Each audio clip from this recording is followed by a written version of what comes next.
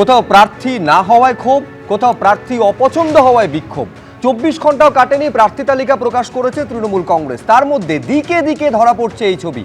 বাম থেকে বিজেপি, প্রার্থী অসন্তোষে কেউই পিছিয়ে নেই। তার মধ্যে আবার আজকে টাকা ভর্তি গাড়ি আলিপুরদুয়ারে ধরেছে পুলিশ, যে ছবি আপনাদের সামনে রাখবো। অর্থাৎ এই ভোট বঙ্গের যে চেনা রঙ্গ, তাতে সরগরম রাজ্য রাজনীতি। স্টুডিওয় উপস্থিত প্রত্যেক অতিথির কাছে আমি এই প্রসঙ্গে আসবো, কিন্তু যেটা দিয়ে আমি শুরু করছিলাম সেটা হচ্ছে কোথাও প্রার্থী না হওয়ায় অসন্তোষ, কোথাও প্রার্থীকে নিয়ে অসন্তোষ, তৃণমূলের অন্দরের অসন্তোষ বাইরে বেরিয়ে এসেছে জেলায় জেলায়। শুরুতে দেখাবো এই ছবি। যদি ফারাক্কার মানুষ চাই, তাহলে আমি নির্দল থেকে জানাতে চাই। মঙ্গলবার পশ্চিমবঙ্গে 291টি আসনে প্রার্থী ঘোষণা করেছে তৃণমূল, আর তারপর থেকেই শুরু হয়ে গেছে ক্ষোভ বিক্ষোভ। কোথাও টিকিট না পেয়ে ক্ষোভ উগরে দিয়েছেন তৃণমূলের বিদায়ী বিধায়ক, কোথাও প্রার্থী পছন্দ না হওয়ায় পথে নেমে প্রতিবাদ শুরু করেছে তৃণমূল কর্মীদেরই একাংশ। টিকিট না পেয়ে চরম ক্ষুব্ধ উত্তর 24 পরগনার আমডাঙ্গার 3বারের তৃণমূল বিধায়ক রফিকুর রহমান।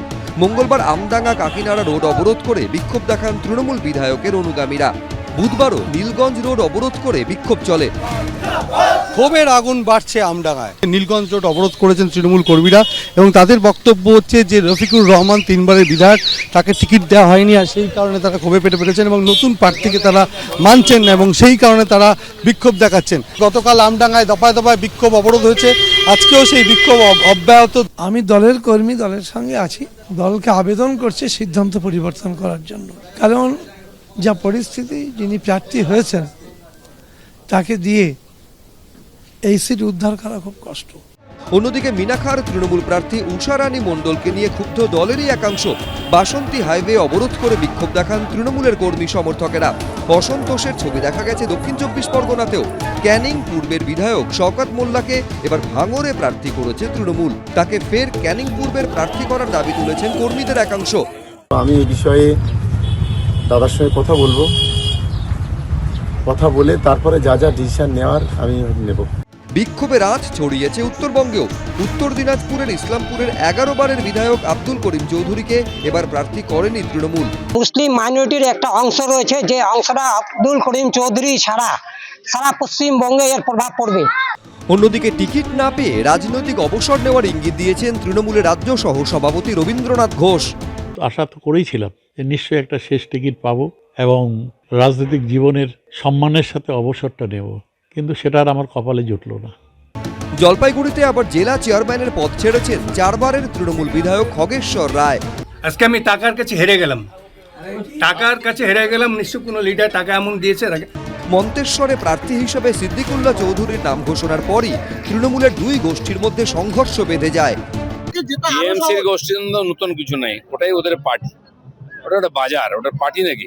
সব মিলিয়ে ভোটের মুখে প্রার্থী অসন্তোষ ঘিরে তুঙ্গে চাপানুতোর এবিপি আনন্দ। এটা হচ্ছে কয়েকটা টুকরো ছবি আপনাদের সামনে আমরা রাখলাম। কৃষ্ণদা, উত্তরবঙ্গ থেকে দক্ষিণবঙ্গ, রাজ্য জুড়ে জেলায় জেলায় এই ছবি দেখা যাচ্ছে। গতকাল ঘোষণা হয়েছে প্রার্থী তালিকা 3:30 নাগাদ। আজকে যখন আমরা আলোচনা করছি 24 ঘন্টারও কম সময়ের মধ্যে বলতে বলতে আরও একাধিক ছবি আমাদের কাছে আসছে। কিন্তু তার মধ্যে যে ছবিটা ধরা পড়ছে, যেখানে ঐক্যবদ্ধভাবে প্রচারে ঝাঁপিয়ে পড়া উচিত ছিল, সেখানে এই ছন্নছাড়া ছবিগুলো দলের জন্য খুব স্বস্তির বার্তা বহন করছে কি? এইগুলো খুব স্বাভাবিক। আমরা আবার বলি, আমরা অর্গানাইজড এবং আমরা অনুশাসন ভিত্তিক দল, কিন্তু আমরা রেজিমেন্টেড নই। তো সুতরাং মানুষের আবেগ থাকতেই পারে। দীর্ঘদিন যারা এলাকার নেতৃত্ব দিয়েছেন তাদের প্রতি কিছু মানুষের আবেগ থাকতেই পারে, কিছু ইমোশনাল আউটবার্স্ট হতেই পারে। কিন্তু এই 5-6টা ইনসিডেন্ট সার্বিক পরিস্থিতি না। 294টা সিট, তার মধ্যে সরাসরি 291টাতে পার্টি লড়ছে, তাতে 2-4টে এরকম ঘটনা ঘটেই পারে। এটা খুবই স্বাভাবিক, প্রত্যেকবারই কম বেশি হয়। তো এটা দলীয়ভাবে এটা ধীরে ধীরে থিতিয়ে যাবে এবং মানুষ নেতৃত্বের যা ডিসিশন সেটাকে মেনেও নেবে না। কিন্তু প্রশ্নটা হচ্ছে, আমি শুধু একটা এক্সাম্পল দিয়ে আমি কৃষ্ণদের কাছে আরেকবার আসবো, সেটা হচ্ছে চুঁচুড়ার ছবি। যে চুঁচুড়ায় দেবাংশু ভট্টাচার্যকে প্রার্থী করেছে তৃণমূল কংগ্রেস। দেখুন, তিনি প্রথমবার এই বিধানসভা কেন্দ্রে তিনি প্রতিদ্বন্দ্বিতা করছেন, বিধানসভা ভোটে ইনফ্যাক্ট প্রথমবার প্রতিদ্বন্দ্বিতা করছেন। সেখানে খুব এটা সকলে বুঝবেন এবং জানবেন যে তাকে জয়ের কাণ্ডারি হিসাবে যদি তুলে ধরতে হয়, সেই প্রথম দায়িত্বটা নেবেন যিনি বিদায়ী বিধায়ক সেখানকার, অর্থাৎ অসিত মজুমদার। কিন্তু অসিত মজুমদারের বক্তব্য আপনাকে শোনাবো, দর্শকদের শোনাবো। তিনি আদৌ দেবাংশু ভট্টাচার্যের প্রচার করবেন কিনা তার বক্তব্যে সেই সন্দেহটা তৈরি হয়েছে। একবার দেখাবো, তারপর আমি আবার কৃষ্ণ মিত্রের কাছে আসছি। দেখুন। অবশ্যই সচেতন হয়েছে, কারণ আমাদের তো জানানো হয়নি। আমাদের যদি জানাতো যে তোমাদের পারফরমেন্স খারাপ, আজকে বিভিন্ন কাগজে দেখছি পারফরমেন্স খারাপ ভালো নিয়ে বিচার হয়েছে। আমার পারফরমেন্স কি খারাপ আমি তো জানি না। আমি 365 দিন প্রোগ্রামে থাকি, তারপরে যদি আমার পারফরমেন্স খারাপ হয় কি বলবো বলুন। আমি অভিষেককে ফোন করেছিলাম, আমি কথা বলেছি। দেখুন, আমার 7টা পঞ্চায়েত, একটা পৌরসভা, 30টা কাউন্সিলর, তারা তো সবাই আমার সাথে ছিল, তাদেরও একটা আবেগ আছে। আমি তাদেরকে নিয়ে বসবো 2-1 দিনের মধ্যে, আমার পরিবারকে নিয়েও বসবো, যেটা বলবে তাই হবে। যদি দল করি অবশ্যই প্রচারে থাকবো, আর যদি দল না করি তাহলে প্রচারে নিশ্চয়ই থাকবো না, দল করলে থাকবো। কৃষ্ণ মিত্র, দেখুন, প্রথম কথা হচ্ছে নেত্রী প্রার্থী ঘোষণার সময় তার আগেই বলেছিল যে অনেক কাউকে অ্যাকোমোডেট করা যায়নি এবং ভবিষ্যতে উনি সবাইকেই তাদের গুরুত্ব বুঝে তাদের কোথাও না কোথাও অ্যাকোমোডেট করে দেবে। এখন বিভিন্ন জায়গায় বয়সজনিত কারণ আছে, এলাকায় কারুর বিরুদ্ধে ক্ষোভ আছে। তুমি পার্টিকুলারলি দেওয়া হচ্ছে না, জানানো পর্যন্ত হয়নি। আপনি ক্ষোভের জায়গাটা শুনলেন, এরকম হয় না। কাউকে যাকে দেওয়া হচ্ছে তাকেও জানানো হয় না। বিষয়টা হচ্ছে চুচুড়া যেহেতু তুমি তুলে ধরলে, লোকসভা নির্বাচনে আমাদের 8,500 ডেফিসিট ছিল ওখানে, তো নতুন করে মূল্যায়ন হয়েছে। অসিতবাবু দীর্ঘদিনের ওখানকার বিধায়ক, দীর্ঘদিনের পার্টির একজন নেতা, নিশ্চয়ই নেত্রী যেটা বলেছেন ভবিষ্যতেও ওনাকেও কোনো না কোনো গুরুদায়িত্ব দেওয়া হবে, এরকম কিছু না। দেখুন, নতুনদের এত বড় দল, নতুনরা আসবে, নতুনরা নিজেদের জায়গা করবে এবং বড়রা তাদের মার্গদর্শন করবেন। বড়রা ছাড়লেই তো নতুনরা জায়গা পাবে। আমি শুধু আমি বলছি, আমি শুধু চুচুড়া দেখালাম বলছেন কৃষ্ণ মিত্র। আমি আবার বলছি, এইটা কিন্তু বিভিন্ন জায়গায় দেখা যাচ্ছে। আমি প্রদীপ চট্টোপাধ্যায়ের কাছে আসবো। আমি এর সঙ্গে আরেকটা যোগ করে দিই যে আমডাঙ্গার বিধায়ক রফিকুর রহমান, তিনি আবার মারাত্মক কথা বলছেন। তিনি বলছেন দল যাকে দায়িত্ব দিয়েছে তাকে দিয়ে আসন রক্ষা করা সম্ভব নয়। গতকাল দর্শকেরা দেখবেন যে মমতা বন্দ্যোপাধ্যায় বলছেন যাদের যাদের টিকিট দিতে পারেননি তারা ভুল বুঝবেন না, তাদের দলে অন্য কোনোভাবে আমি অ্যাডজাস্ট করে দেবো, অর্থাৎ একটা পুনর্বাসনের ব্যবস্থা পর্যন্ত করে দেবেন বলে তিনি আশ্বাস দিচ্ছেন। কিন্তু সেই আশ্বাসে চিড়ে ভিজছে কি না? দেখুন, চিড়ে কেন ভিজবে, তার কারণ হচ্ছে যে এখানে যারা এতদিন ধরে তৃণমূল কংগ্রেস করেছেন, বিভিন্নভাবে জিতেছেন, বিধায়ক হয়েছেন, তারা পরিষ্কার বলছেন যে তাদের সঙ্গে কথা না বলেই ডিসিশন নেওয়া হয়েছে। তাহলে একটা রাজনৈতিক জমি, একটা এত বড় লড়াই, আজকে কৃষাণুদা আমাদের এখানে এসেছেন, দেখুন তৃণমূল কংগ্রেসের লোগো নিয়ে। এতদিন তো তৃণমূল কংগ্রেসের মুখপাত্র হয়ে আসছেন। আসলে এই লোগোটা এখন হচ্ছে যে ভুলে যাবেন না আমিও তৃণমূল কংগ্রেস, দিকে দিকে এখন হচ্ছে এইটে যে ভুলে যাবেন না আমিও তৃণমূল কংগ্রেস। পুরনোরা বলছে, নতুনদের সামনে বলছে, এই যে নতুনদের আহ্বান করার কথা বললেন। আচ্ছা, রাজনৈতিক লড়াইটা কিসের বিরুদ্ধে আজকে আমরা বিধানসভা নির্বাচনে তৃণমূল কংগ্রেস লড়ছে? যদি নিজের দলের মধ্যেই আমি লড়াই করি, তাহলে এত বড় একটা লড়াইয়ের প্রেক্ষাপট, যেখানে SIR হচ্ছে, যেখানে আজকে নির্বাচন কমিশন বিভিন্ন সচিব বদল করছে, যেখানে বিজেপি বা অন্যান্য বিরোধীরা এত প্রার্থী দিয়েছে, তারা প্রচারে নেমে গেছে, আর এখানে তৃণমূল কংগ্রেস প্রচার বন্ধ করে যারা এসেছেন তাদের বিরুদ্ধে প্রচার করছে এলাকাবাসী।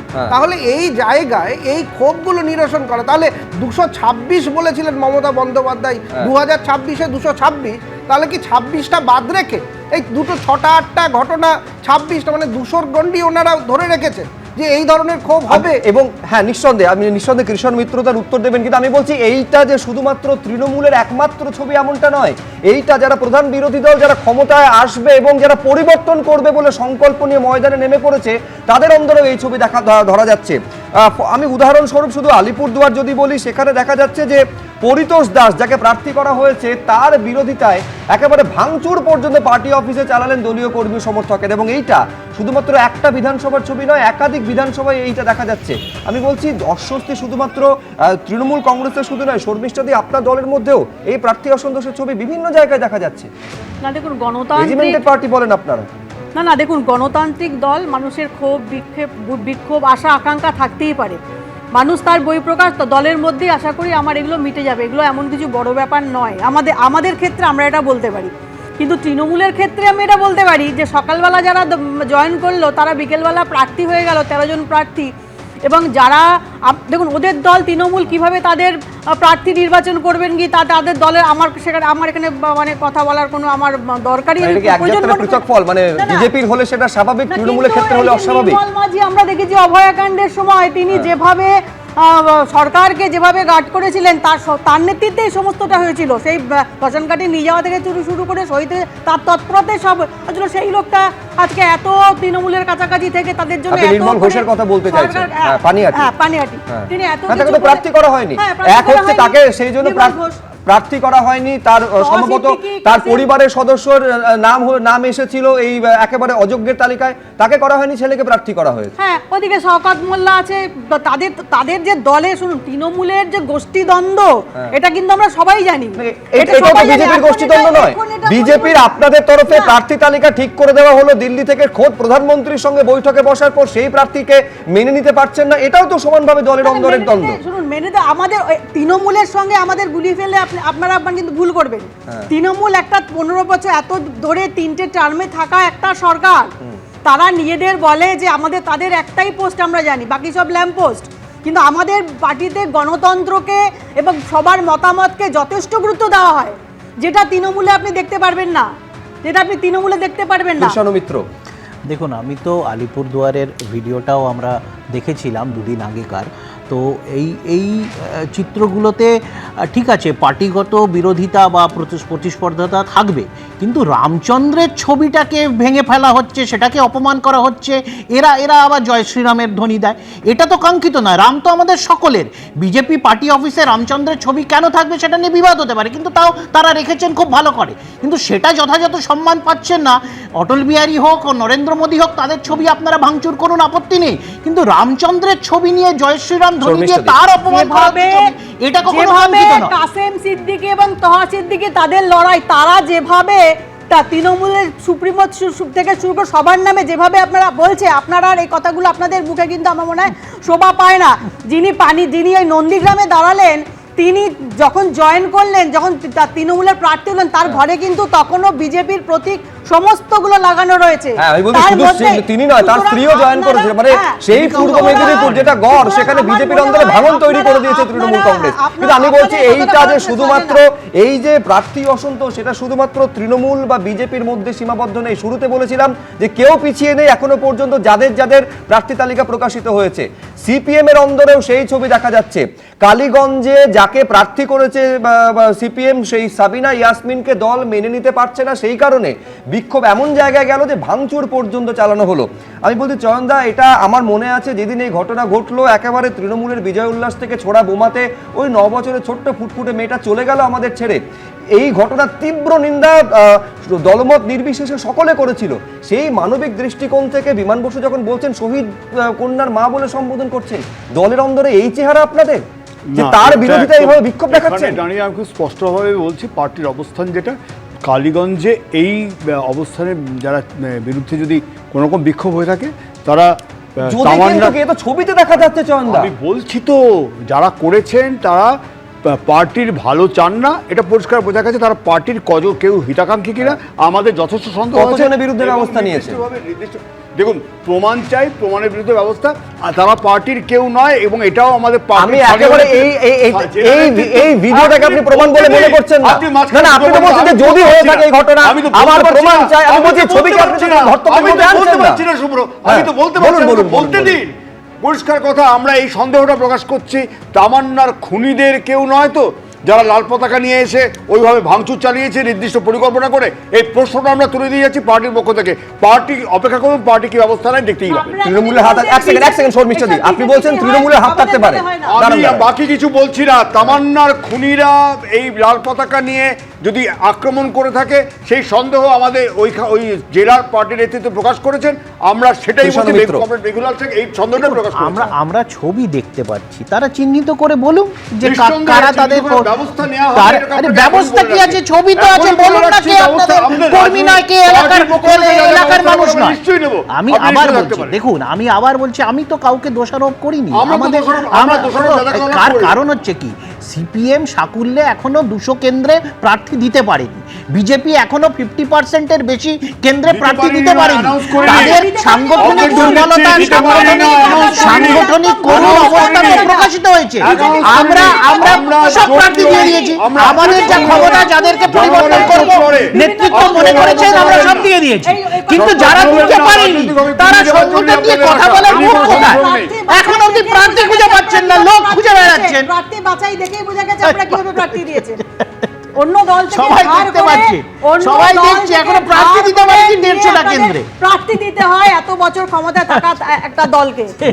আমি এখানে একবার দেখাতে চাইবো নিঃসন্দেহে আমি কৃষাণু আমি আমার প্রশ্ন এটা থাকবে, তামান্নার মা এই তো বারবার অভিযোগ করেছেন ঘটনা ঘটে যাওয়ার পর এতগুলো মাস পেরিয়ে গেল কিন্তু এখনো পর্যন্ত তিনি বিচার পাননি, সব অভিযুক্তরা এখনো পর্যন্ত পুলিশ তাদের ধরেনি বলে অভিযোগ করছেন তিনি।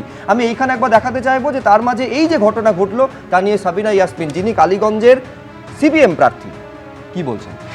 যে অনেক প্রচুর সারা আছে, ওরা পাশে আছে, পাশে থাকবে, অনেক ভরসা দিচ্ছে। এবার প্রচারে কি ইস্যু নিয়ে প্রচার করলেন? এই আমার মেয়ের বিচারের জন্য, প্রথমে আমার মেয়ের বিচারের জন্য, সাধারণ মানুষের পাশে থাকার জন্য, কালীগঞ্জের মানুষের পাশে থাকার জন্য, অসহায় মানুষের এখানে যে বস্তি, রেলগেটের ওখানে যে বস্তি এলাকা, ওদের পাশে থাকার জন্য, ওদেরকে যে উচ্ছেদ করে দেওয়া হচ্ছে, ওদের পাশে থাকার জন্য আমি করছি। দুর্নীতি মুক্তি করার জন্য প্রশাসনের দুর্নীতি মুক্তি করার জন্য, আচ্ছা, নিরাপত্তার জন্য আমার তামান্না যে গেছে, আর যে কোনো তামান্না যাতে না যায় সেই করার জন্য আমি সবার সামনে করলাম।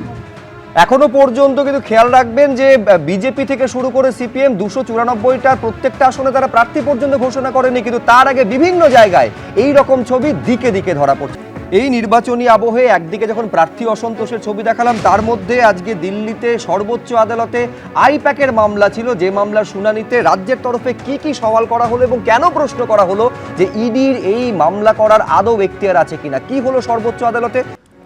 আজকে সুপ্রিম কোর্টে আইপ্যাক মামলার শুনানি ছিল, সেখানে ইডির এই মামলা করার আদৌ কোনো এখতিয়ার আছে কিনা রাজ্যের তরফে এই প্রশ্ন তোলা হয়েছে। শ্যাম দিবান এই প্রশ্ন করছেন যে যদি কেউ মামলা করতে চায় তাহলে সেটা কেন্দ্র করতে পারে, পাশাপাশি লার্জার বেঞ্চ 5 বিচারপতির বেঞ্চে এই মামলার শুনানি হওয়া উচিত বলে তিনি এটা আজকে আদালতে দাঁড়িয়ে বলেছেন। আমি আইনজীবী শীর্ষেন্দু সিনহা রায়ের কাছে আসবো, তার আগে দর্শকদের জানাই যে কথা আজকে শ্যাম দিবান বলেছেন, তিনি বলছেন যে আধিকারিকদের আড়াল থেকে ইডি এভাবে মামলা করতে পারে না। রাষ্ট্রের একটি অঙ্গ আরেকটি অঙ্গের বিরুদ্ধে প্রতিপক্ষ হয়ে উঠবে, সংবিধান রচনার সময় কেউ এমনটা চিন্তা পর্যন্ত করেননি। রাষ্ট্র বনাম রাষ্ট্র সংবিধানের মৌলিক ধারণার কাছে সম্পূর্ণ অপরিচিত, এই মর্মে আজকে সওয়াল করেছেন শ্যাম দিবান। এবং তিনি বলছেন যে মামলাকারী এখানে কোনো ব্যক্তি নন যে তার একটা মৌলিক অধিকার থাকবে। মৌলিক অধিকার লঙ্ঘনের অভিযোগ রাষ্ট্রের কোনো অঙ্গ করতে পারে না বলে তিনি তার সওয়ালে এই প্রশ্ন তুলছেন। রাষ্ট্র হয়ে রাষ্ট্রেরই কোনো অঙ্গ এমন অভিযোগ তুলতে পারে না, এই বলে শ্যাম দিবান, যিনি রাজ্যের তরফে আজকে সওয়াল করেছেন, তিনি এই প্রশ্ন তুলছেন সুপ্রিম কোর্টে দাঁড়িয়ে। আমি এইখানে শীর্ষেন্দু সিনহা রায়ের কাছে আসবো। এবারে সর্বোচ্চ আদালত তাদের অবজারভেশনটা অত্যন্ত গুরুত্বপূর্ণ। শীর্ষেন্দুদা, তাদের অবজারভেশনে মহামান্য সুপ্রিম কোর্ট বলছে যে ইডির তদন্ত চলাকালীন মুখ্যমন্ত্রী ঢুকে পড়েছিলেন বলে অভিযোগ। এটা যদি অন্য কোনো মুখ্যমন্ত্রী করেন তাহলে তার প্রতিকার কি হবে? খুব স্বস্তিদায়ক পরিস্থিতি এটা নয়। পুনরাবৃত্তি হলে আদালত যদি হস্তক্ষেপ না করে, সুপ্রিম কোর্ট যদি হস্তক্ষেপ না করে, কে হস্তক্ষেপ করবে? একদম ঠিক। আদালতের প্রতি আস্থা যাতে প্রতিটি সাধারণ মানুষের থাকে, সেই কথা আজকে মনে করিয়ে দিয়েছেন সুপ্রিম কোর্টের বিচারপতি প্রশান্ত কুমার মিশ্র। তিনি বলছেন যে একজন মুখ্যমন্ত্রী কেন্দ্রীয় যিনি তদন্ত সংস্থা তদন্ত করতে গেছেন, সেখানে বাধা দান করছেন। এটা যদি যে বাধা বলা হয় তাহলে কোন জায়গা বলা হবে? এবং আর্টিকেল 32 এবং আর্টিকেল 226-এ যদি মামলা করা না যায় তাহলে কোথায় করা যাবে? এটা বলে দিচ্ছেন যে বিচারপতি বলছেন আরও যে শুনানি আপনারা শুরু করুন। 4 সপ্তাহ সময় দেওয়া হয়েছিল, রাজ্যের আইনজীবী আজকে তারপরও সময় চাইছিলেন। এবং আরও কয়েকটা ব্যাপার রাজ্য সরকারের আইনজীবীরা বলেছিলেন যে 300 অনুযায়ী, অনুচ্ছেদ 300 অনুযায়ী মৌলিক অধিকারের প্রশ্ন যেগুলো বলছিলেন, ভারত সরকার বা কোনো রাজ্য সরকার মামলা করতে পারে, কিন্তু ইডি সংস্থা করতে পারেন না। এবং অনুচ্ছেদ 131-এ স্পষ্টভাবে জানিয়ে দেওয়া হয়েছে যে কোনো সরকারি সংস্থা কিভাবে মামলা করতে পারবে। সেখানে যুক্তরাষ্ট্রীয় কাঠামো সরকার পরিচালনা এখতিয়ার বন্টন অত্যন্ত গুরুত্বপূর্ণ। কিন্তু যে জায়গাটাতে আজকে বিচারপতি মিশ্র বলছেন যে কিভাবে শুনানি চলবে এটা আপনারা বলতে পারেন না আদালতকে, এটা বারবার তিনি মনে করিয়ে দিয়েছেন। এবং 4 সপ্তাহ ইতিমধ্যে আপনাদের সময় দেয়া হয়েছিল, আর সময় দেয়া হবে না। এবং মামলা হবে কিনা সেটা নিয়ে যুদ্ধ না করে আমরা শুনবো, শুনানি করুন। পরবর্তী শুনানি হচ্ছে মঙ্গলবার।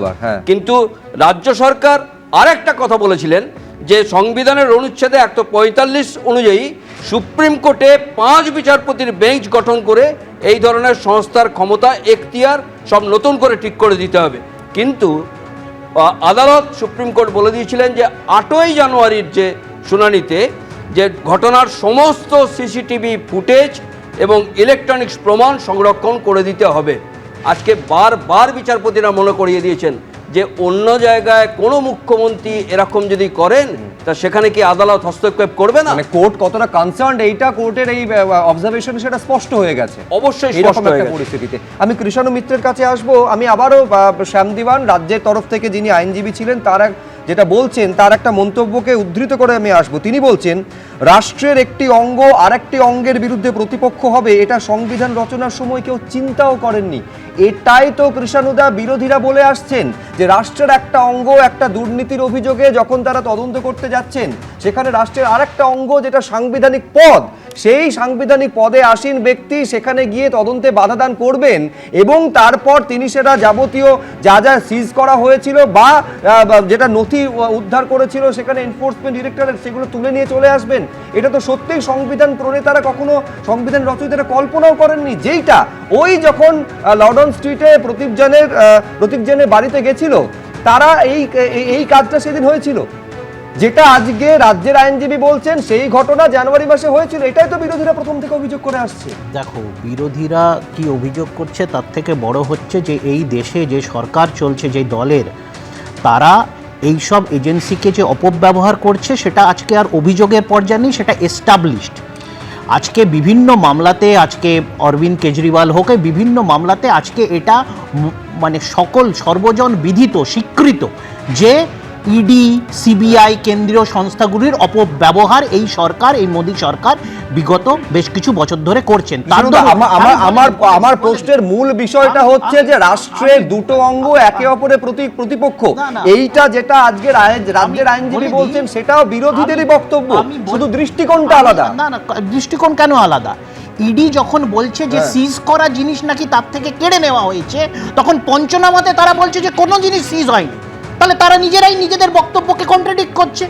ইডি যখন বলছে যে তারা নাকি ওখানে রেড করেছে, কিন্তু সেই রেডের ইনফরমেশন লোকাল থানাকে যেই সময় দিচ্ছে তার 2.5 ঘন্টা আগে থেকে তারা রেড চালাচ্ছে। ঠিক যেমন ভাবে 2.5 ঘন্টার যে রেডটা ছিল সেটা অযাচিত ছিল। ঠিক যেমন ভাবে মুখ্যমন্ত্রী তার হলফনামায় বলছেন যা যা তিনি এনেছেন সেটা ইডি আধিকারিকদের অনুমতি নিয়ে এনেছেন, সম্পূর্ণ খারিজ করছে ইডি সেটা রিজয়েন্ডার দিয়ে। না, ইডি কি নিয়েছেন বলছেন? ইডি মিথ্যাচার করছে, এটা তো আজকে ভারতবর্ষের একের পর মামলাতে এটা এস্টাবলিশড। এটাই তো তোমাকে বারবার বলছি, ইডি বিজেপির একটা পলিটিক্যাল অর্গান হিসেবে কাজ করছে, যে যেখানে বিরোধীদের কোনোভাবে পলিটিক্যালি আমরা অ্যাড্রেস করতে পারছি না, পলিটিক্যালি ঠেকাতে পারছি না, তো তাকে ইডি দিয়ে ফাঁসিয়ে দাও, কোনো ভারে পিএমএলএ কেস দিয়ে 6 মাস জনে জেলে পুড়ে দাও। এটাই তো ইডি করছে। ইডি তো কোনো ন্যায্য দুর্নীতি বা কোনো তদন্ত করছে না, ইডি বিজেপির পলিটিক্যাল উইং হিসেবে কাজ করছে, যেমন সিবিআই, এনআইএ। তো এইটা নতুন করে বলার কিছু নেই।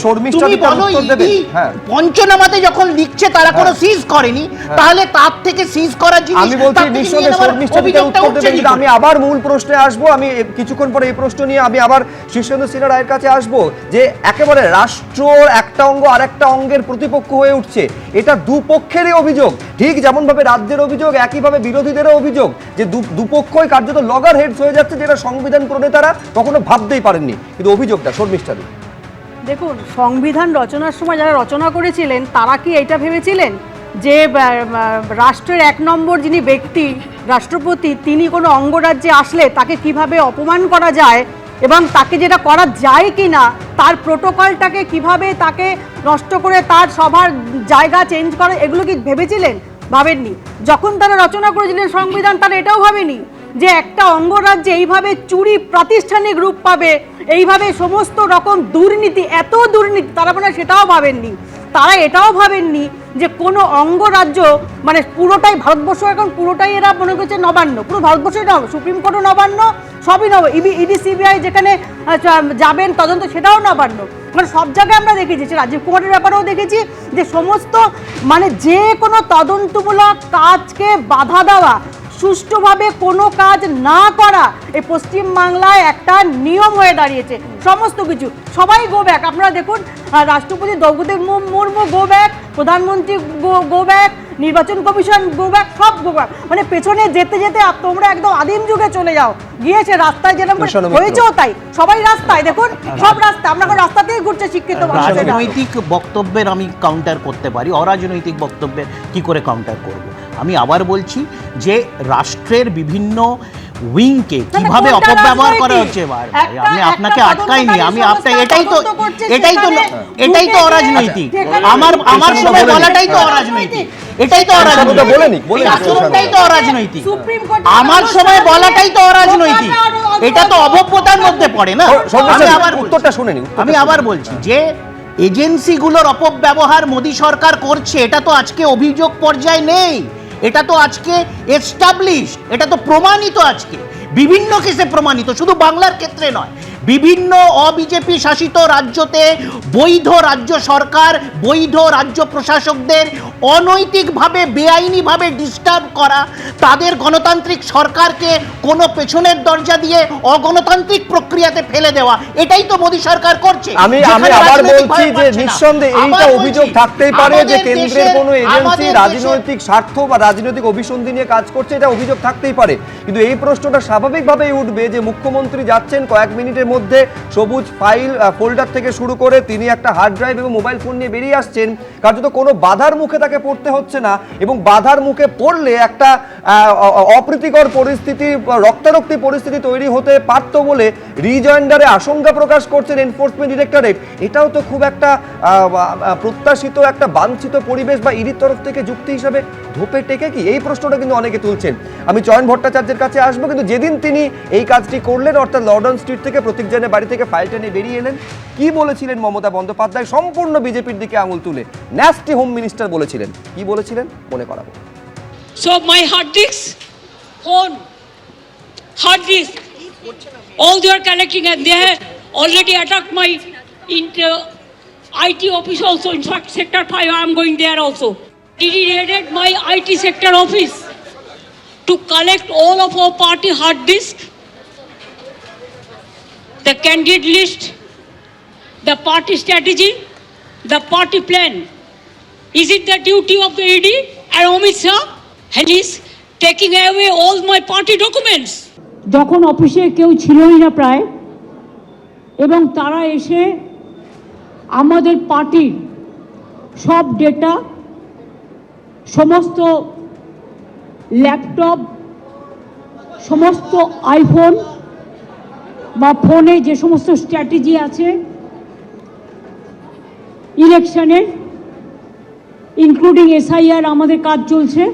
দেখুন, এর মাঝেও এটা সমান গুরুত্ব দিয়ে উল্লেখ করতে হবে যে কখনো মুখ্যমন্ত্রীর হলফনামা পড়ে দেখার জন্য ইডি সময় চায়, কখনো ইডি রিজয়েন্ডারের উত্তর দেওয়ার জন্য রাজ্যের তরফে সময় চাওয়া হয়। কিন্তু সৌভাগ্য যে আজকে সুপ্রিম কোর্ট কিন্তু পুরো শুনানিটা করলো। চয়নদা, দেখুন, আমি তিনটে কথা বলবো। প্রথমে মহামান্য সুপ্রিম কোর্টের যিনি আজকে বিচারপতি ছিলেন, যিনি মামলাটা শুনেছেন, বিচারপতি মিশ্র, তার বক্তব্যটা খুব স্পষ্ট ছিল।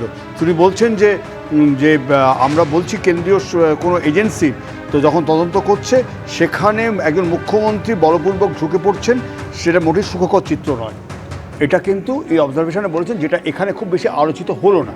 এরপরে যে শীর্ষেন্দু যে কথাটা বললেন যে আর্টিকেল 32 এবং এইগুলো নিয়ে যদি মামলা না হয় তাহলে কখন হবে, যেটা 2, সেটা হচ্ছে কি বারবার সিসিটিভির ফুটেজটা চেয়েছেন ওরা। সিসিটিভি ফুটেজ দেওয়া হয়নি এখনও রাজ্য সরকারের পক্ষ থেকে। সংরক্ষণ করা হয়েছে কি না ডিস্ট্রয় করা হয়েছে আমরা এখনও জানি না।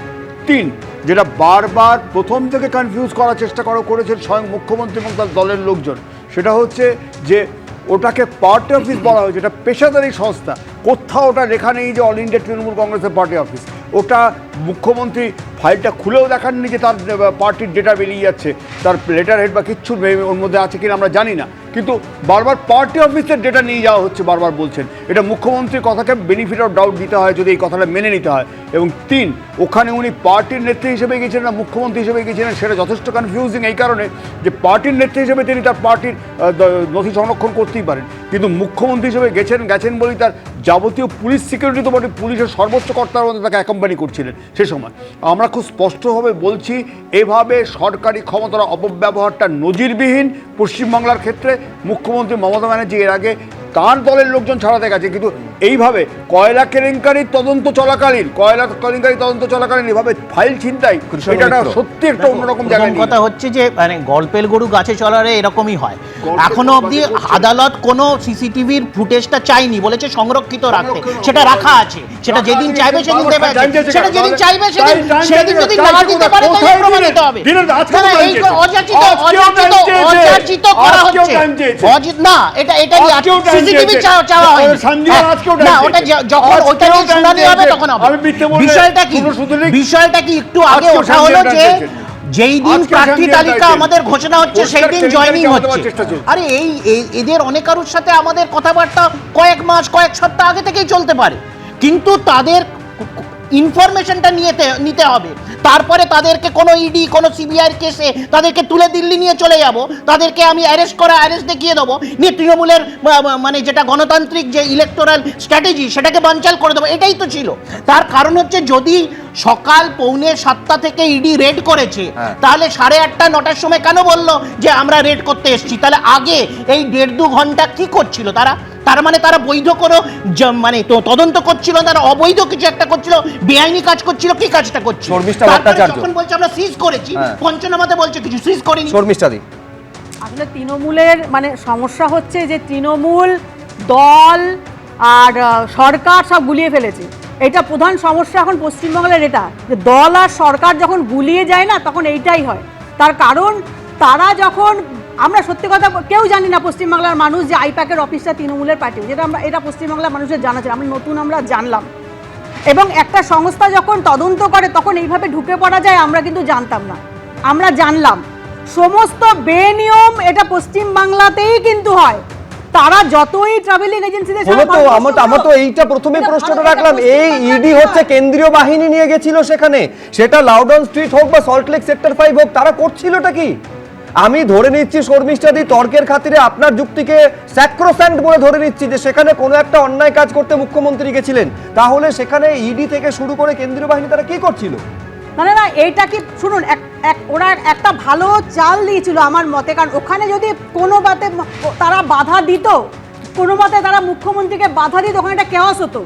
কেওয়াস হয়ে সেখানে ইডি বা আরও যারা আধিকারিক ছিল তাদের এই তদন্তকারী তাদের উপর কিন্তু কোনো একটা মানে দোষারোপ চাপানো হতেই হতো, এবং তারা সেখানে ধৈর্যের পরীক্ষা দিয়েছে। আমি বলছি প্রতিটা দুপক্ষ একে অপরের নিজেদের পক্ষে যুক্তিগুলোকে সাজাবার চেষ্টা করছে, কিন্তু সেটা শেষ পর্যন্ত বলতে হয় যে গন্ধটা খুব সন্দেহজনক, মানে কোনটা কি কোনটা সত্যি এবং কোনটা মনে হচ্ছে সত্যি কিন্তু সত্যি নয়, সবটা গুলিয়ে যাচ্ছে প্রতিটা। না, এবং সময় চলিয়া যায়, দিনে অনেক স্রোতের প্রায়, নদীর স্রোতের প্রায়, সময় চলে যাচ্ছে, ভোট এসে যাচ্ছে, আর কবে জানবো মুখ্যমন্ত্রী কেন গেছিলেন?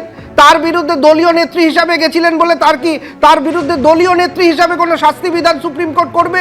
কবে জানা যাবে? কবে এই মামলার রায় আসবে? একের পর এক মামলা, শুধু দিন চলে যাচ্ছে। কি ছিল ওই সবুজ ফাইলে? এই ক্যান্ডিডেট লিস্ট, যেখানে দেখা যাচ্ছে যে তৃণমূল কংগ্রেসের দলীয় নির্দেশ মেনে যারা কাজ করবে তাদের প্রার্থী দেওয়া হবে না, আর যারা দুর্নীতি নিয়ে তৃণমূল কংগ্রেসের ইমেজ নষ্ট করবে তাদেরকে প্রার্থী দেওয়া হবে। তাহলে এইটা ছিল, এইটা ঢাকার জন্য মুখ্যমন্ত্রী গেছিলেন, যাতে কি জানুয়ারি মাস থেকে এসআইআর এর মুভমেন্টে তৃণমূল কংগ্রেসকে কেউ না পাশে দাঁড়াতে পারে। এইটা ছিল। আজকে সবুজ ফাইলে তৃণমূল কংগ্রেসের কি প্রার্থী তালিকা, কি হার্ড ডিস্ক।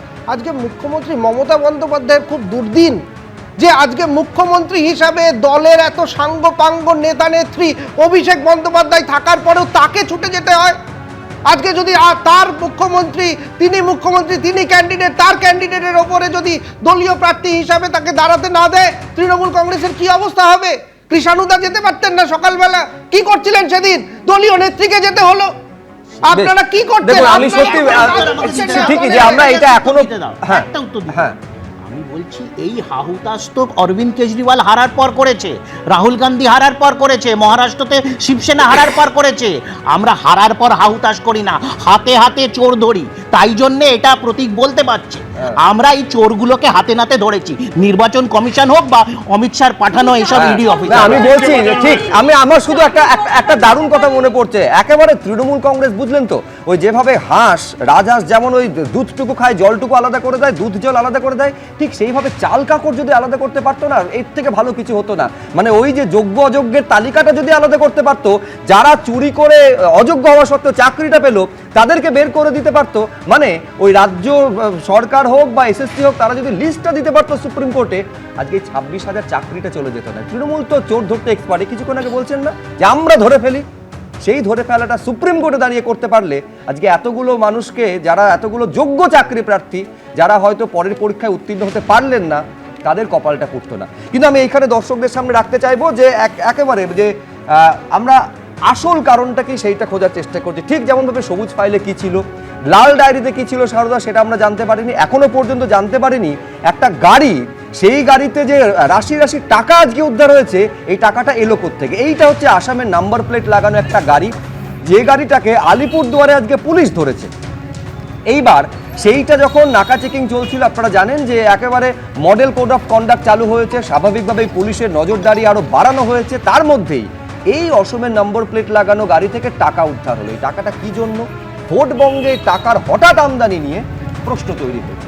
অর্থাৎ এই ছবি থেকে বুঝতে পারছেন যে ভোট এলে যে চেনা ছবিগুলো আমরা দেখতে অভ্যস্ত, টাকা উদ্ধার থেকে শুরু করে এর আগে অস্ত্র উদ্ধার, বিস্ফোরক উদ্ধার পর্যন্ত সবকিছু দেখা যাচ্ছে শীর্ষেন্দু সিনহা রায়। এগুলো অচেনা নয়, এগুলোই চেনা।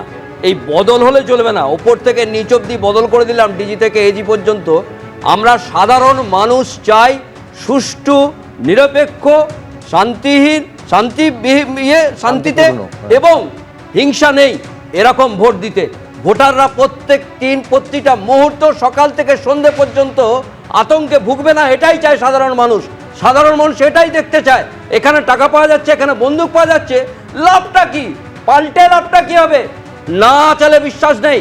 আমরা প্রত্যেকটা দিন সেই দিন অবধি থাকবো যেদিন ভোট দিতে যাব, যেদিন কাউন্টিং হবে, সেই দিনগুলোতে আমরা প্রতিদিন অপেক্ষা করে থাকবো। আজকে সাধারণ মানুষ কেন বোম পড়বে, কেন বন্দুক হবে, এগুলোকে বদলান। বোম বদলে দিন, বারুদ বদলে দিন, বন্দুক থাকবে না, তবে আমরা ভোটার। দ্রুত দেখুন, পশ্চিমবাংলা সহ আরো অনেকগুলো রাজ্যে নির্বাচন হচ্ছে, যেখানে এই চিত্রগুলো আপনারা দেখতে জানতেই পারবো না যে নির্বাচন হচ্ছে। আমাদেরও নির্বাচন কমিশনের কাছে এটাই আমাদেরও মানে আর্জি থাকবে, কারণ তাদের কাছে এটাও একটা বড় চ্যালেঞ্জ যে যেন একটা ত্রুটি মুক্ত এবং তার সঙ্গে ভয় মুক্ত একটা নির্বাচন হয়, যেখানে মানুষ স্বাধীনভাবে তাদের ভোটাধিকার প্রয়োগ করতে পারবে, কোনো রক্তগঙ্গা বইবে না, কোনো মায়ের কোল খালি হবে না। কৃষ্ণ মিত্র, দেখুন, এইটাই তো আমার নেত্রী গতকালও বলেছে, তার আগেও বলেছে। এই যে রদবদল করা হলো, এটা তো 2 লাখ 3 লাখ টাকা ধরে দেখাচ্ছে, ঠিক আছে। আসামের গাড়ি কি করে ঢুকলো? আসামের গাড়িকে অবৈধভাবে কি করে তুমি যাতায়াতের পথ দিলে? এবং এইটা তো ধরা পড়েছে, এর মধ্যে কত ধরা পড়ছে না। যারা বিজেপির অনুগামীরা, বিজেপি যারা এসছেন জনৈক টনসিল বাবুর নেতৃত্বে, যারা রদবদল করছেন আমলা থেকে পুলিশ, তারা এই কত টাকা ইতিমধ্যেই ধরা না পড়ে বিজেপির পার্টি অফিসে চলে গেছে। আপনি মনে করছেন টাকার সঙ্গে ভোটের সম্পর্ক থাকতে পারে? আমি 100 বার, আমার নেত্রী প্রথম দিনই তো বলেছিলেন Assam border, Bihar border, Orissa border, যে এই 3টে বর্ডার থেকে টাকা আনবে, তার জন্যই এদের পুলিশের নিয়ন্ত্রণ চাই, তার জন্য পরিষ্কার পুলিশের রদবদল ইত্যাদি প্রভৃতি কতটা কার্যকরী হবে বা হয়েছে সেটা এখানেই বোঝা গেল। দ্বিতীয় যে সেটা হচ্ছে এখানে টাকা আর বন্দুকের ডগায় ভোট হয়, যেটা নেত্রী, যেটা আপনি বলছেন কৃষাণুর নেত্রী খুব পরিষ্কারই বলে দেন যে আপাতত নির্বাচন কমিশন রাজত্ব করছে, কিন্তু থাকবো আমরা থেকে কিন্তু আমরা নিয়ন্ত্রণ করবো, এই ধরনের কথাবার্তা। বেশ একেবারে এই টাকার উৎস কি এবং এই টাকার সঙ্গে সত্যি ভোটের কোনো সম্পর্ক আছে কিনা আমরা জানি না, পুরোটা পুলিশ তদন্ত করে দেখছে।